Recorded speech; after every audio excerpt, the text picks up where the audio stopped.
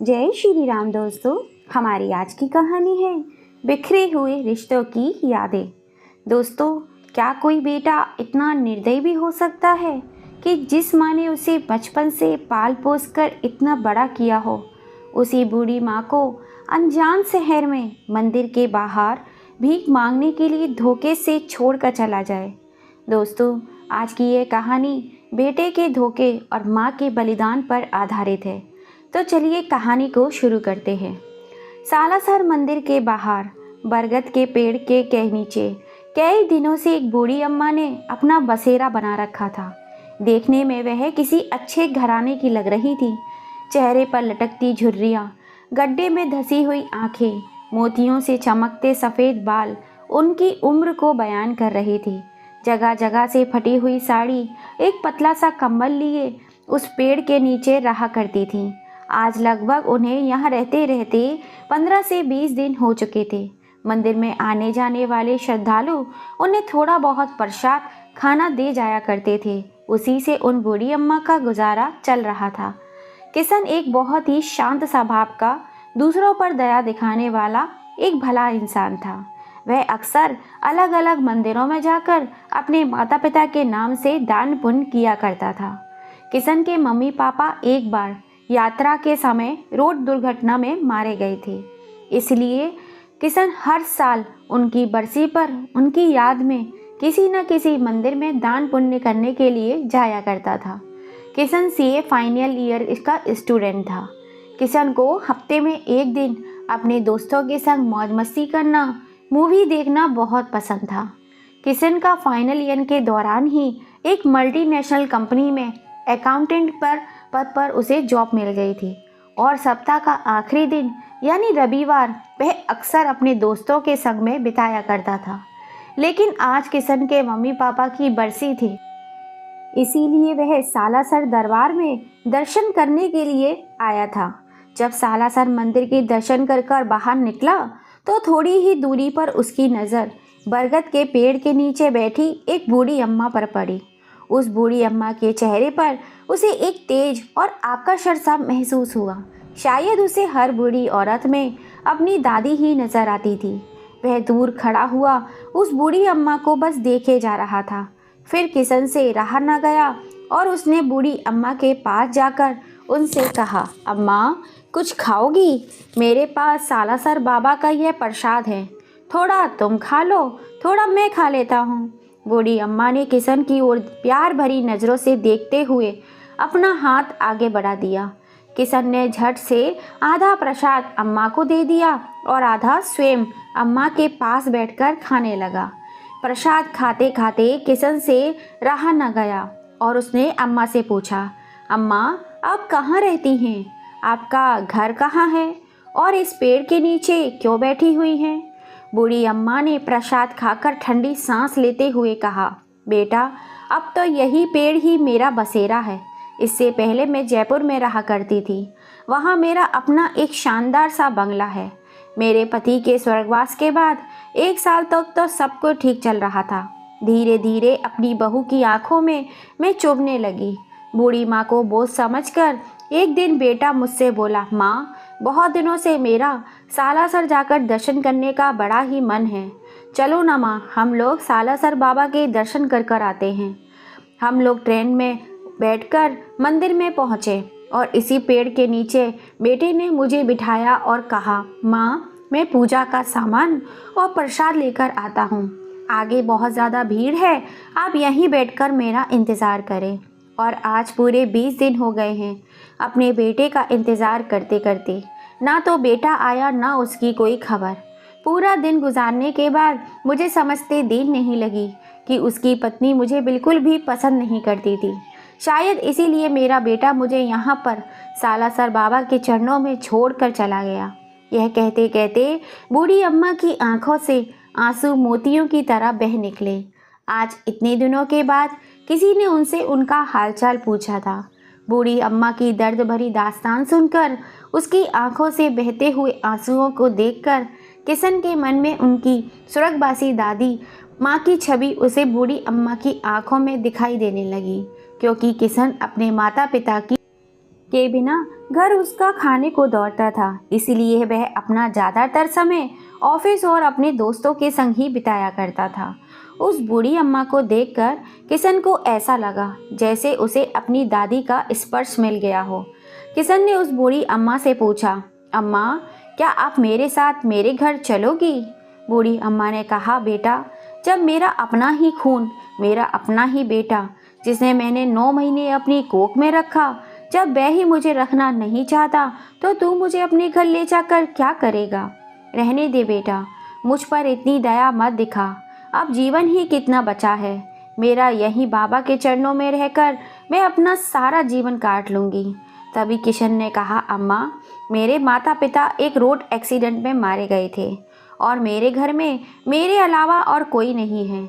आपकी शक्ल और बोलने का अंदाज बिल्कुल मेरी दादी माँ से मिलता है। यदि आप मेरे साथ रहोगी तो मुझे कोई परेशानी नहीं होगी, उल्टा मुझे एक सहारा मिल जाएगा। मुझे ऐसा लगेगा जैसे मुझे मेरी दादी दोबारा मिल गई हो। अपने खाली घर में वापस से मुझे घर लौटकर आने का एक बहाना मिल जाएगा। जब मैं घर आऊँगा तो कम से कम इस सूने घर में देखने के लिए एक सूरत तो होगी। आपसे अगर बन सके तो मेरे लिए खाना बना दिया करना और घर की देखभाल कर लिया करना। आपको रहने को घर मिल जाएगा और मुझे मेरी दादी माँ का आशीर्वाद मिल जाएगा। अम्मा ने कहा, बेटा, यह तुम्हें पल दो पल का मोह अच्छा लग रहा है, लेकिन बेटा, 1-2 दिन की बात नहीं है। कुछ समय बाद अगर मैं तुम्हें बोझ लगने लगूंगी और फिर तुम मुझे घर से निकाल दोगे तो भला फिर मैं कहाँ जाऊंगी?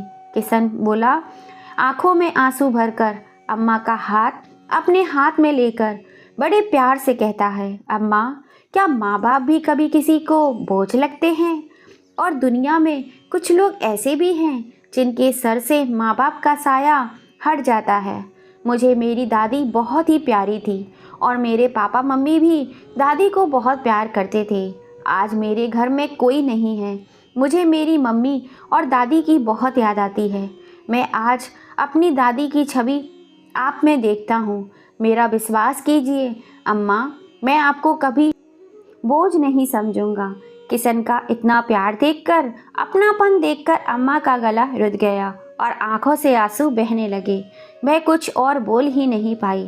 किशन ने अम्मा का हाथ पकड़ा और कहा, चलो अम्मा, शाम होने को है, अब अपने घर चलते हैं। बूढ़ी अम्मा ने बड़े ही प्यार से किशन की ओर देखा और सालासर बाबा की इच्छा समझकर किशन के संग सालासर बाबा के दर्शन करके उसकी गाड़ी में बैठकर उसके साथ घर चली आई।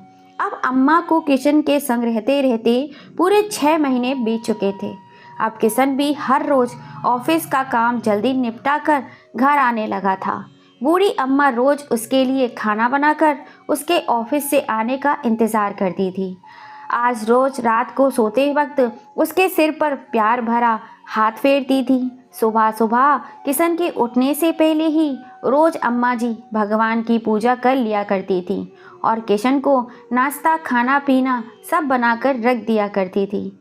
बूढ़ी अम्मा को यदि एक घर मिला तो किशन को दादी माँ का सच्चा प्यार मिला। दोनों एक दूसरे को पाकर बहुत खुश थे। दोस्तों, तभी तो कहा जाता है, रिश्ते खून से नहीं प्यार से बनते हैं। आज किशन और बूढ़ी अम्मा का खून का रिश्ता ना होते हुए भी वे दोनों ऐसे रहते हैं जैसे सगे माँ बेटे। अब किशन की लाइफ ढंग से सेटल हो चुकी थी। एक दिन किशन रात को काफ़ी देर से सोया था। जब उसके ऑफिस जाने का समय हुआ, लेकिन तब तक वो नींद पूरी नहीं हुई थी।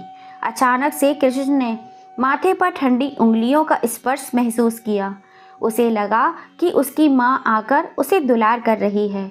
दोबारा से ठंडी उंगलियों का स्पर्श अब उसने अपने चेहरे पर महसूस किया तो उसने आंखें खोली। सामने देखा तो बूढ़ी अम्मा पूजा करके आने के बाद अपने गीले हाथों को फूलों की खुशबू भरे हाथों से उसके माथे पर उसके बालों को सहला रही थी, जैसे उसकी माँ आकर उसे दुलार से जगाया करती थी।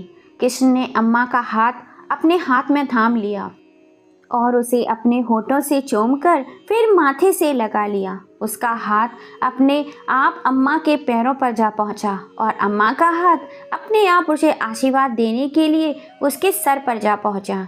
आंखें बंद कर कुछ गुदगुदाकर अम्मा ने भगवान से प्रार्थना की और बोली, बेटा उठो, ऑफिस जाने का समय हो गया है।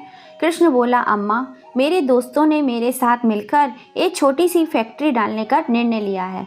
अब मैं ऑफिस नहीं जाऊंगा। बस जल्द से जल्द अम्मा इस फैक्ट्री की शुरुआत करनी है।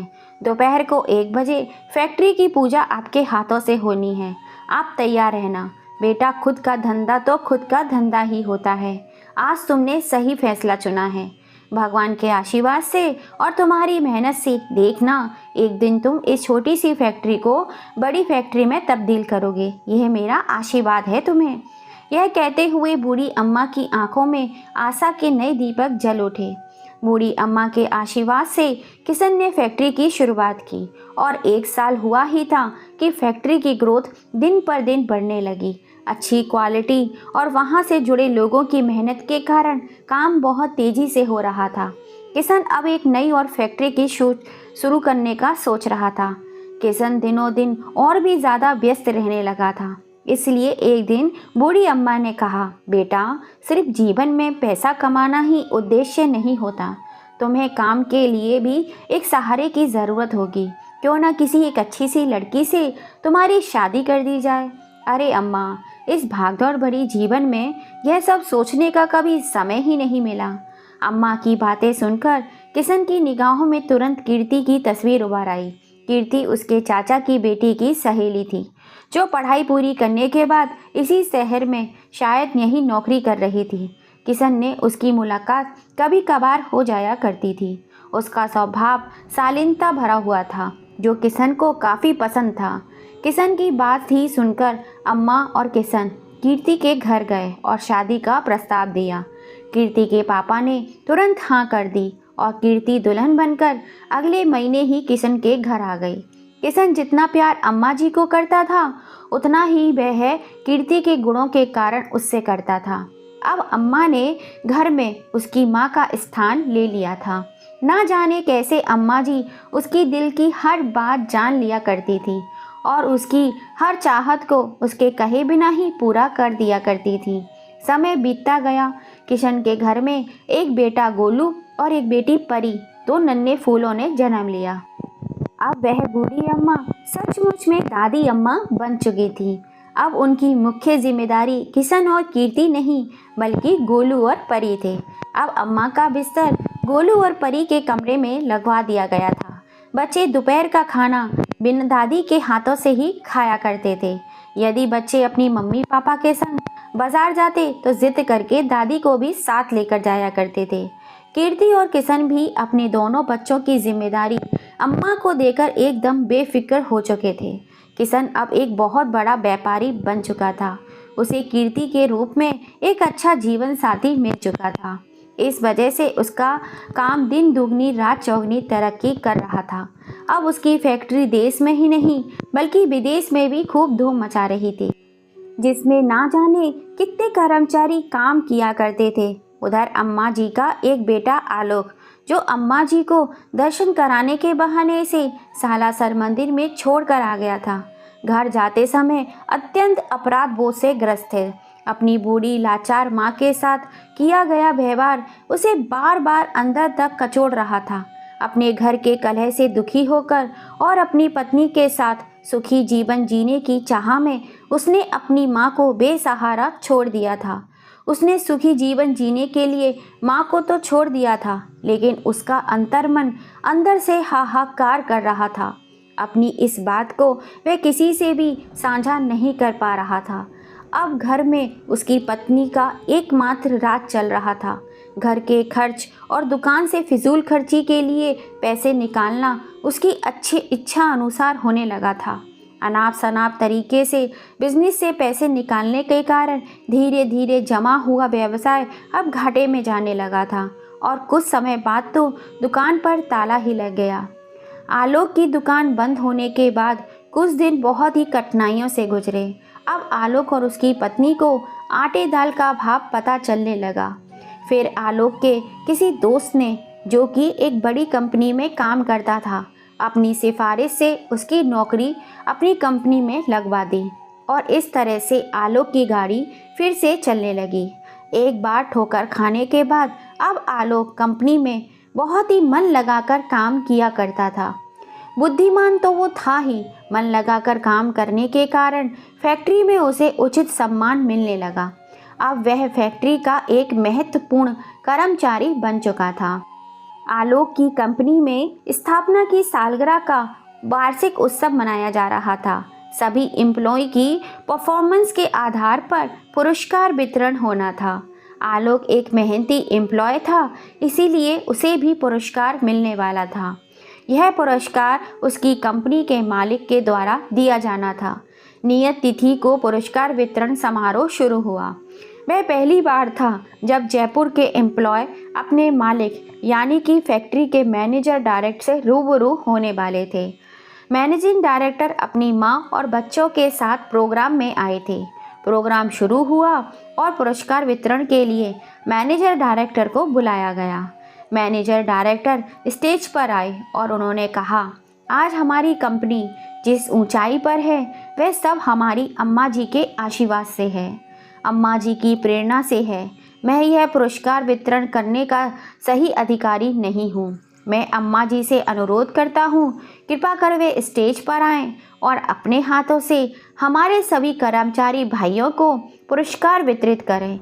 जैसे ही अम्मा जी स्टेज पर आईं और उनकी आंखों से आंसू की धारा बह निकली, वे अपनी आंखें पहुँचते हुए स्टेज पर गईं और सभी प्रतियोगिताओं के नाम एक एक करके घोषित किए गए और अम्मा जी उन्हें एक एक कर पुरस्कार देती गईं। तभी एक नाम अनाउंस हुआ और वह नाम था आलोक। अम्मा जी के चेहरे पर यह नाम सुनकर ना जाने कितने भाव आ गए। सामने से आने वाला व्यक्ति कुछ जाना पहचाना सा लग रहा था। फिर अम्मा जी ने ध्यान से देखा तो सचमुच वह उनका बेटा आलोक ही था, जो उन्हें धोखे से मंदिर के बाहर छोड़कर भाग गया था, जिसे फिर कभी अपनी बूढ़ी माँ का ख्याल तक नहीं आया।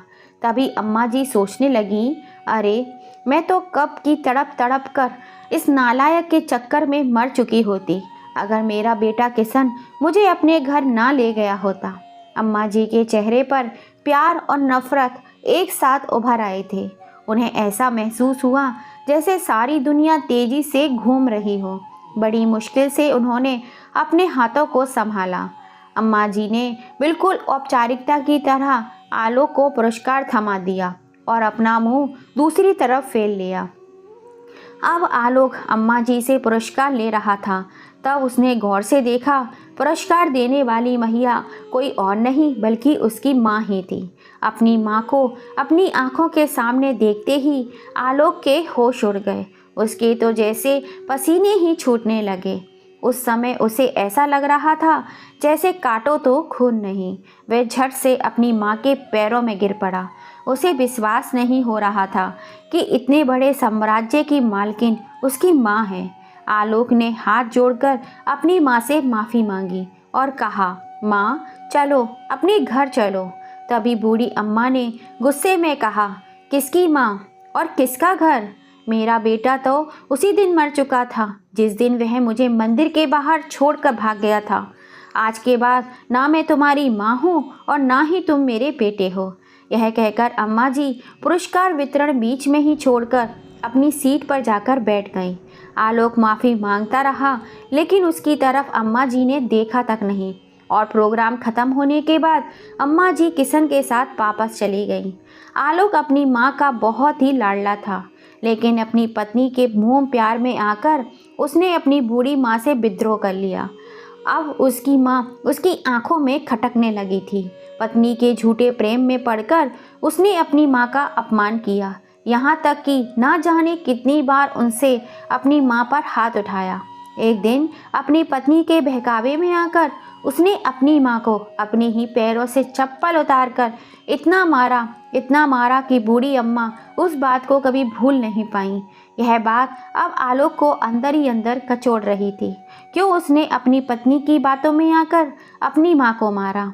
क्यों उसे अपनी माँ को दर्शन कराने के बहाने मंदिर के बाहर बेसहारा छोड़ा। माँ को इस तरह असहाय छोड़ जाने के बाद आलोक एकदम से बेसहारा हो गया और उसका मन उसे हर पल इस अपराध के लिए कचोटता रहा। आज वह जिस फैक्ट्री में काम कर रहा था, उस फैक्ट्री की मालकिन उसकी माँ थी। आज इस माँ के हाथों से उसे पुरस्कार मिला तो वह यह सब देखकर चकरा गया।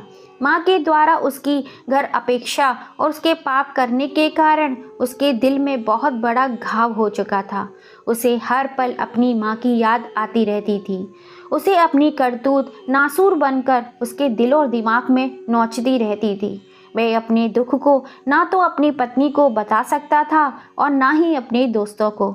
छुट्टी का दिन था, उसके ऑफिस की आज छुट्टी थी। आलोक अपनी पत्नी के साथ हनुमान जी के दर्शन करने के लिए गया।